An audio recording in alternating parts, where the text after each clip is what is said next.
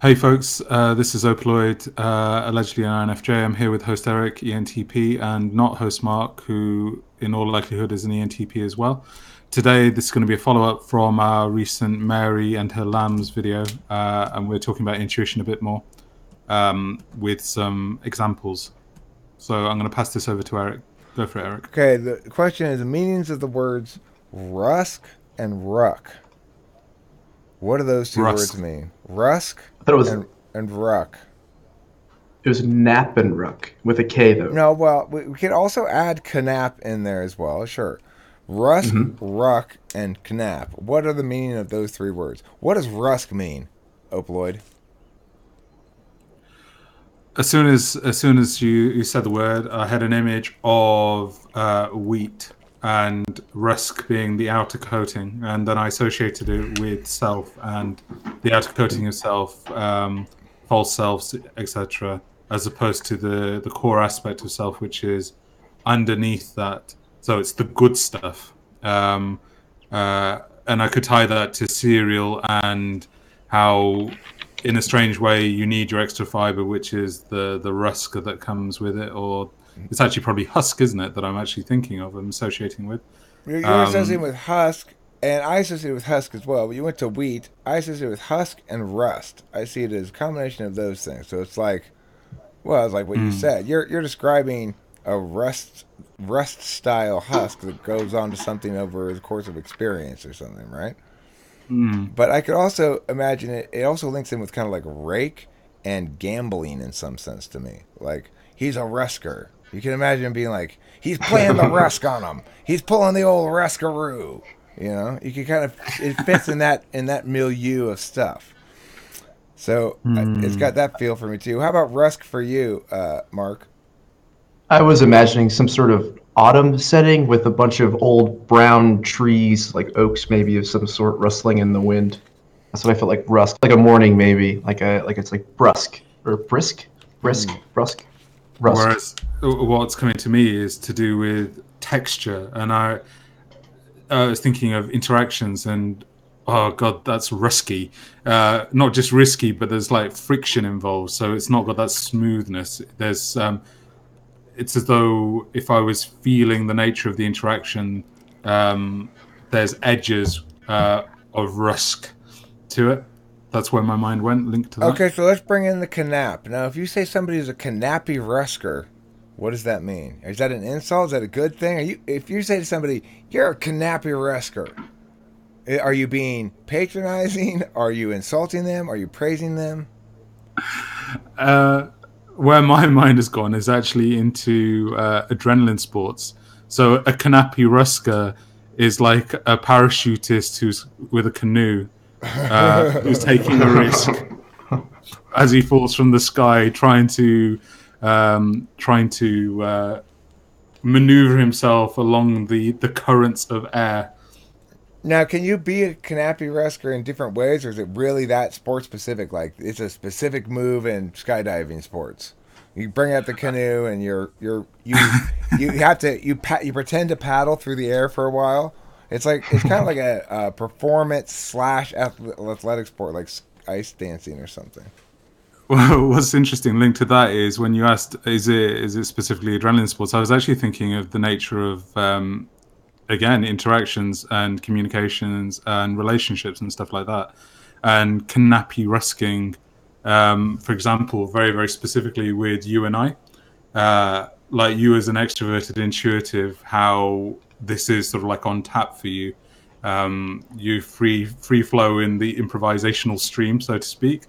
Whereas for me, there's a bit of like, oh shit, I need some sense of preparation and like, will I be able to match the improvisational quality? So this interaction, these videos with you, Eric, is like knappy rusking for me. Um, You're being a Knappy Rusker, okay. See, I also it yeah. also seems to me like it's the name of a flapper girl from the 20s. Like, I'm I'm Knappy Rusker. She's she has a good time drinking Prohibition era liquor and dancing that dance where the legs go out to the side. You know that dance I'm talking about? No, I haven't got a clue what you're talking about. It's the I think flapper I saw. dance. It's the It's flapper flapper dance. dance. They go like Yeah. this with their legs. You know? Kinappy Rusker, she's mastered the flapper dance, and she kind of giggles and drinks champagne. She's like 22 still, so she's in the heart of her flapper era. She can still make the leap that her partying days are gonna last forever. Whereas for me, I'd gone into Star Wars territory and Obi-Wan Kinappy, and and as soon as you started mentioning flapping or flapper girls or whatever, it'd gone into a scene on a distant alien planet with Obi-Wan Kinappy, and he enters a bar or whatever, and then there's a flapper girl, and he's on his way on his trek to meet. Is it Yoda? And going to consult with Yoda about the ways of Kinappy Rusking and the way to actually deal with that. Yeah. Mark, Yeah. now we're gonna switch it up here. You've got a Okay. ruck. You've got a ruck.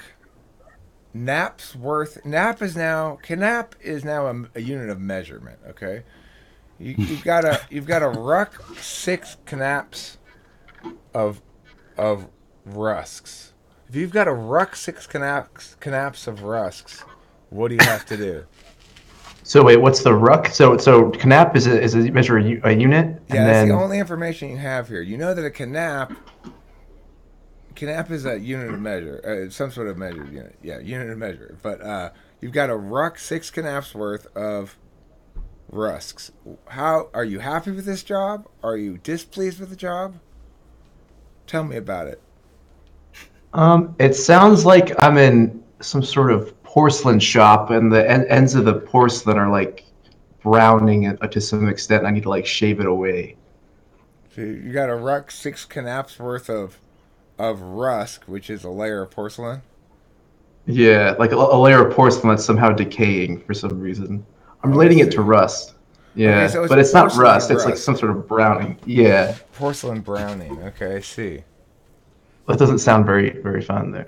If you had to ruck 6 knaps of rusk, Opaloid, would you be in a porcelain shop as well, or would you find yourself someplace else? No, what happened in my mind was the convergence of dream states and pyramid building. And I was thinking Knapp as in nap. So taking a nap, dreaming about what were the other two phrases? Rusk and You Ruck. have to A ruck. ruck 6 knaps of rusks. You have to yeah. ruck So 6 knaps of rusk. Yeah. I was having a dream about rucking, and rucking would involve some form of gathering. So I'm rucking this material, and then six rusks. Was it? 6 knaps of rusk. 6 knaps of rusks. Okay, so are you sure? I think you've Yeah, just. that's right. That's I right. haven't changed it. 6 knaps of rusk. You've got to ruck 6 knaps of rusk. All right. Well. Fuck the conditionals. What's coming into my head is sleeping, dreaming, and then having a dream about constructing a pyramid in order to then have some ritual or ceremony towards the Knapp Rusk Husk gods who form the triumvirate of modern day Christianity. They do, don't they? They're Jesus's left hand, right shin, and shoulder bone. See, what I think of when I say ruck 6 knaps of rusk is it feels very farmish to me. So I imagine like there's some task you have to do with a farm animal, like that's jostling them in some fashion. Like you're jostling the farm animal. Oh, I gotta go ruck the rusks. It means like you gotta jostle them. It moistens up their meat internally or something, so that when later on they're slaughtered, then they're more tender. Or maybe it just like it loosens up their dairy production. Maybe they're like 6-teated dairy things, and then the 6 knaps, that would be like family units. I gotta ruck 6 knaps worth of rusks means okay, there's 4 in this group. I got to ruck all these ones, and then I got to ruck the second group worth of rusks. And when I'm done jostling them all, I'm like, Jesus, that was hard work. So it doesn't sound pleasant, but it sounds kind of interesting to do once, to go ruck the rusks. And as you were speaking and relaying all of that, what came into my mind's eye was being on top of a pyramid. So being right at the central tip point, and then looking out at my kingdom, and I'm seeing all of these divisions of sort of like, the Rucks and the Husks and the Knaps, and the different people who perform these different tasks are laid out in front of me. And maybe this is very TE in a way, but I was like seeing them here, and sort of like how to gather all these different any sort of like tangents of different ways of being and different tasks together into one fold. That's where my mind was, and I was like, oh shit, like how am I gonna do that, and will the audience actually have a clue what the fuck we're talking about? That's what was in my mind. I think the way to bring it back is simply to link it back to the functions that we're talking about, and say that it's what we're seeing here is an exemplification of your desire to bring things together into a central whole, and this challenges that you face when, in fact, what we're doing is demonstrating. What I'm trying to do here is demonstrate how any just bounces around. It does whatever. But of course, the reality also is different people have different relationships with their dominant function. I think I've been existent in an environment that has been very tolerant of me extroverting a lot of intuition a lot of the time, even before talking to trans people or anything. Even when people weren't necessarily supportive, I grew up in an environment with an ISFJ mother who was seeking my extroverted intuition. It was rewarded a lot. So I've got fairly developed extroverted intuition, more so maybe than necessarily the average ENTP in the moment kind of improvisational sense. But that's basically what happens when you let it run free for a long time and do what it wants to do, is it becomes developed. Whereas, see, as I'm was listening to you, I was partially sort of like listening to you, but what was actually coming to me was the following, and I'm not sure how well it'll show up on the camera, but can you see this? Yeah. Yeah. So what was coming to me was this need to sort of like integrate everything that had been said. So here, in the middle here, what was coming to me was the combination of a yin and yang symbol combined with a pyramid, but viewed from the top. So this is the tip of the pyramid here. I see. And this is the shadow. Gotcha. Oh, you cut out. Somebody stood at the top there looking at the view of all the different people and the different aspects and the different functions on one side. And then on the other side, I had Mark, what he was talking about with regards porcelain and Browning and everything like that. And I had here sort of like how one side represents the metaphysical. So one view represents the metaphysical, and how one view represents the physical, but yet they're combined together into this yin and yang. And then in my mind, I was able to then have the circle in a different plane to show how the pyramid actually would be. And it's as though sort of like, as we're talking, one of us is coming from one angle, another is coming from a different angle, and another is coming from, I can't, hang on a second, I need to coordinate this, and another is coming from a different angle, and I've got this intrinsic need to actually collapse them into, like, unifying them into something which is coherent, whereas what you're describing, I think, is sort of like, it doesn't matter if they cohere or not. Would you ever come up with something like this? No, I mean, I wouldn't. I don't think visually like that at all. So, but what did occur to me when you were talking about this is, okay, this is interesting in that it's revelatory of how I know how ISFJs work around their polar TE. Everybody works around their polar in some way.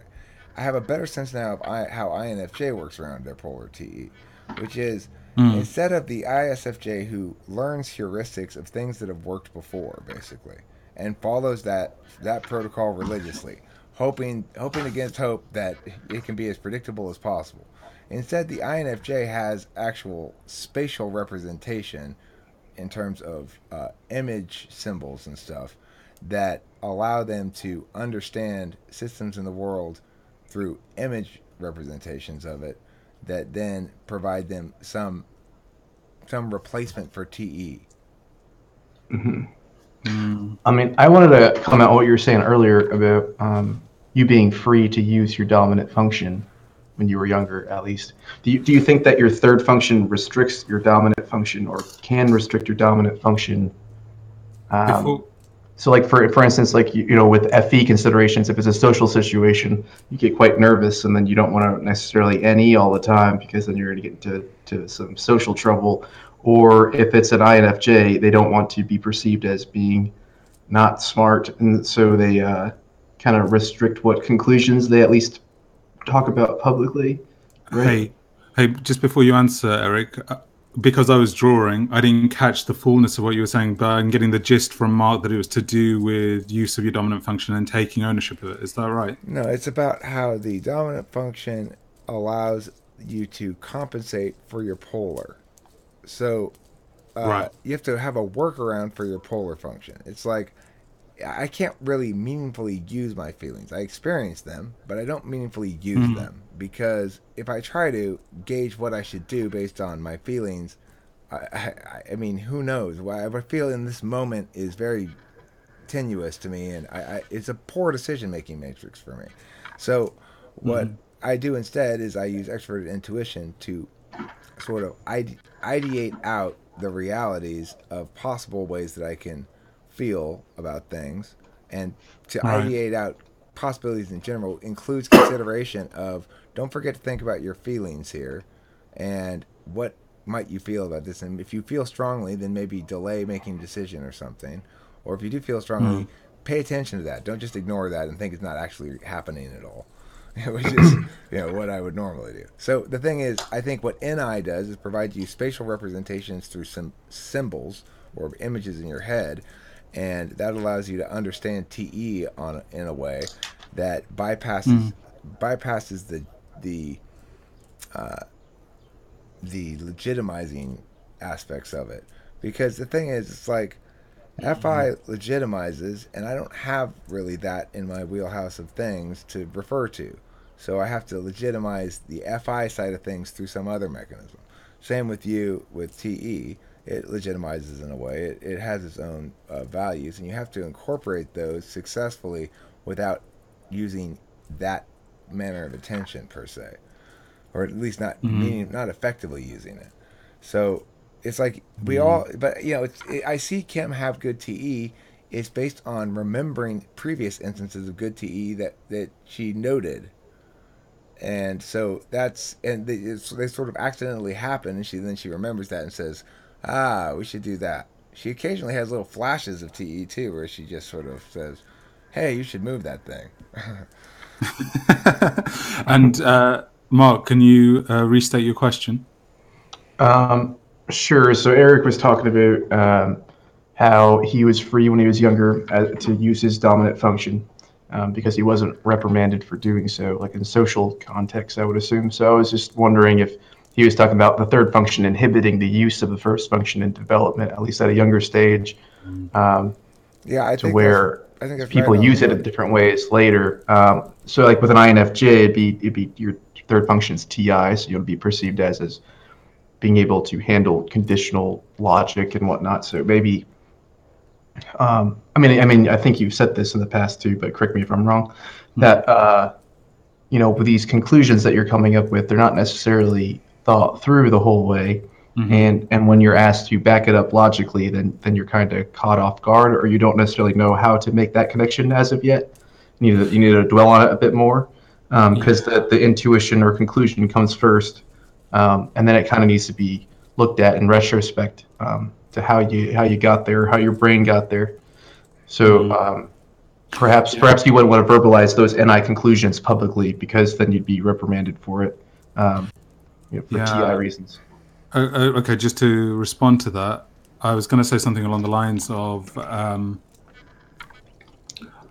I have a sense with in my own process that I haven't fully embraced my intuition, and I wonder if this is something that other intuitives actually tend to or deal with in their own lives. I'd be interested also in the comments if people wanted to share about that, because the different circumstances that I've been involved in my life, I think I've muffled it or negated or not wished to actually fully embrace and to fully be aware of what I'm doing and how I'm doing it. So, for example, with this image that came to mind, it's only with a lot of reluctance that I'm actually sharing this. So, I don't know if that's coming up on your screen, but oh, it's back to front here. But it says interplay of physics and metaphysics. No, it looks so right physics on one.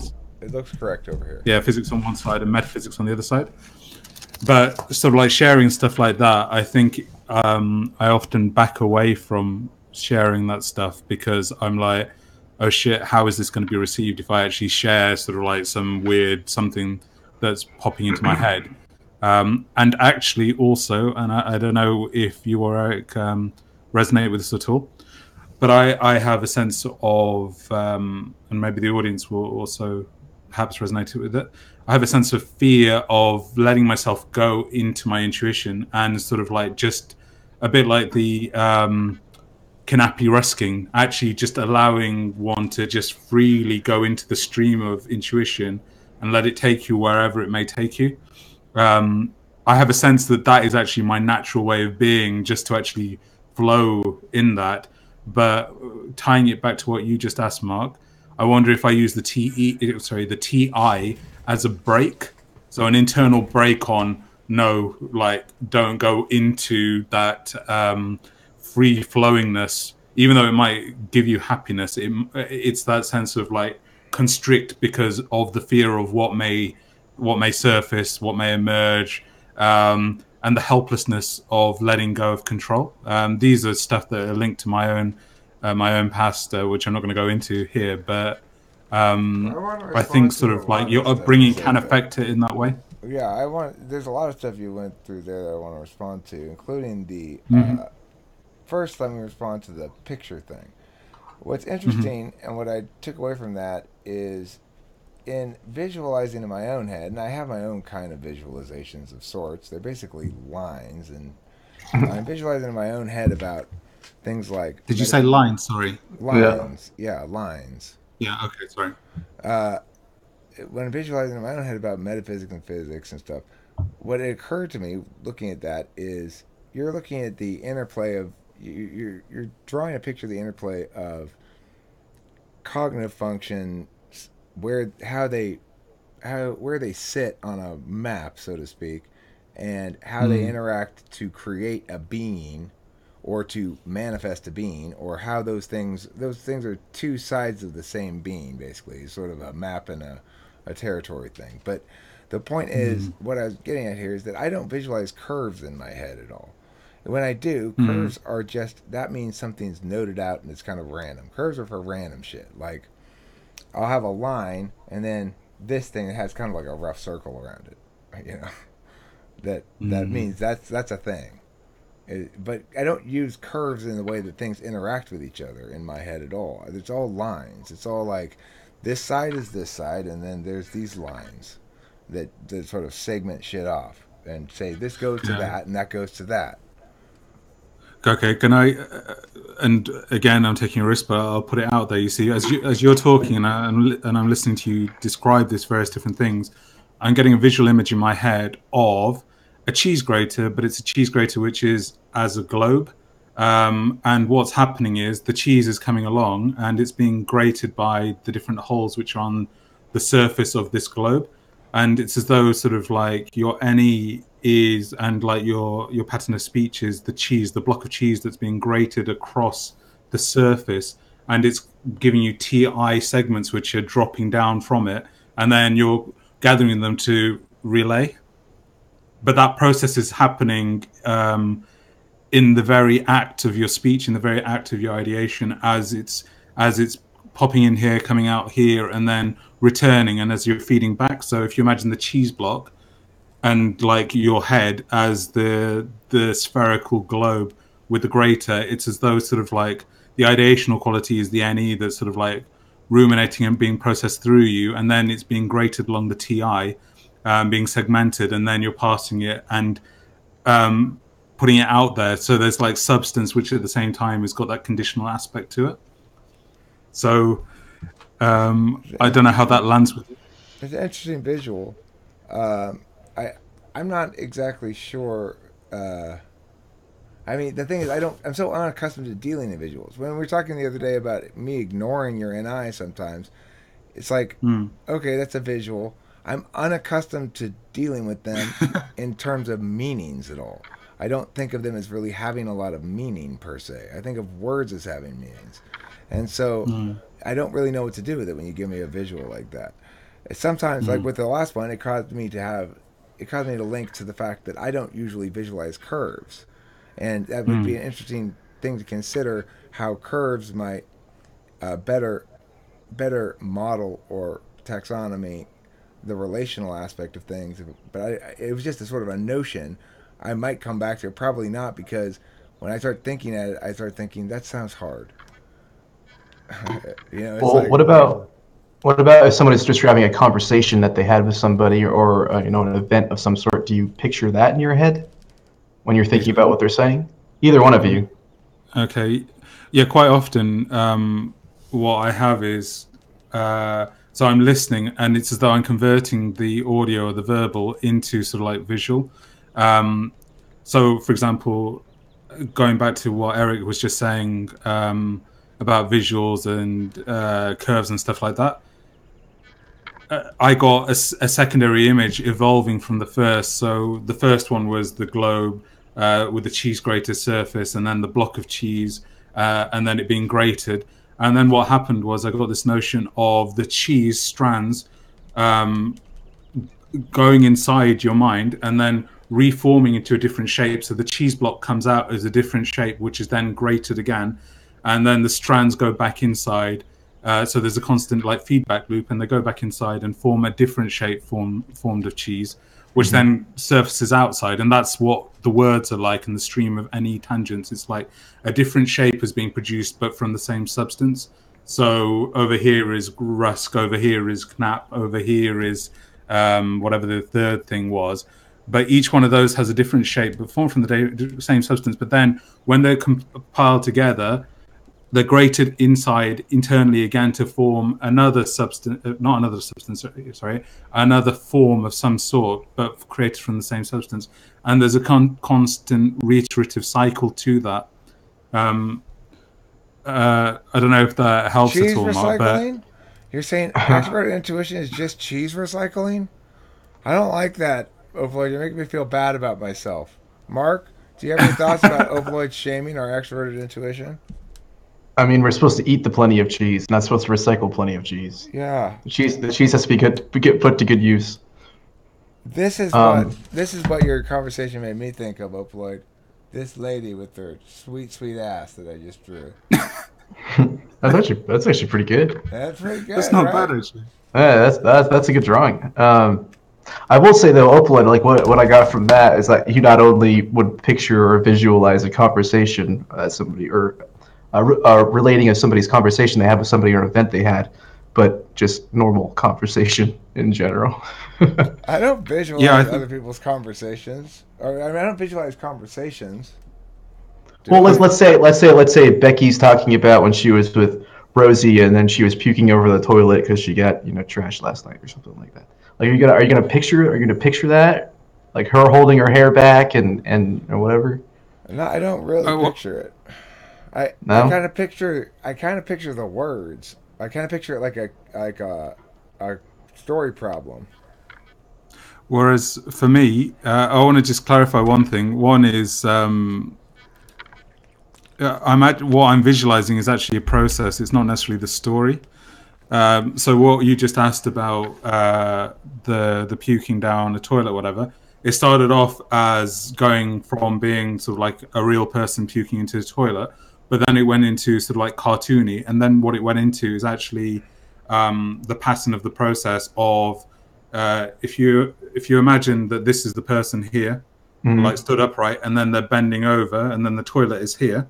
So they're bending over, they're puking, so they're vomiting downward here, and then I got the image of a circle forming, and that went into like the water cycle or something like that, and how the person is disintegrating through into what they're vomiting, and how they are the substance of what is vomited, and that then went into the Buddhist symbol of wholeness and the constant return. Poor Becky's under a constant waterfall of vomit. Is that what you're saying? Yeah, she is vomit. That's what I'm saying. She's vomit beneath a waterfall of vomit. I might make a crude picture of that, but I don't really go into it that much. I do though. I do really like maps, and I do picture maps a lot. So when people are talking about where they're going or traveling, I'll picture maps, or I'll picture like environments that people describe and where that matches up on a map that I'm thinking of in my head. Like I'll do that sort of thing. Okay, or if I'm thinking about where I'm going to go, like I'll picture the map in my head.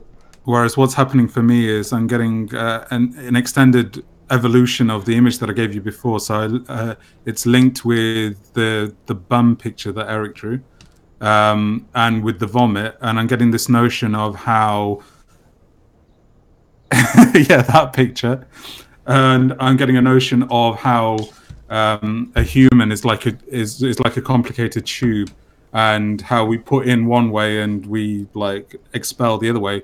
But if you imagine vomit and defecation, there's like a chain which can be formed. It'd be a quite terrible chain. It would be a terrible chain. But I was actually, where it went into my head also was the Ouroboros symbol, you know, of the snake eating itself. And it's like, which way is the flow actually going? And is there a reversibility? Is there sort of like going one way clockwise and then another way anti-clockwise, and then combining the two together? Yeah, a human is like a complicated tube, exactly. A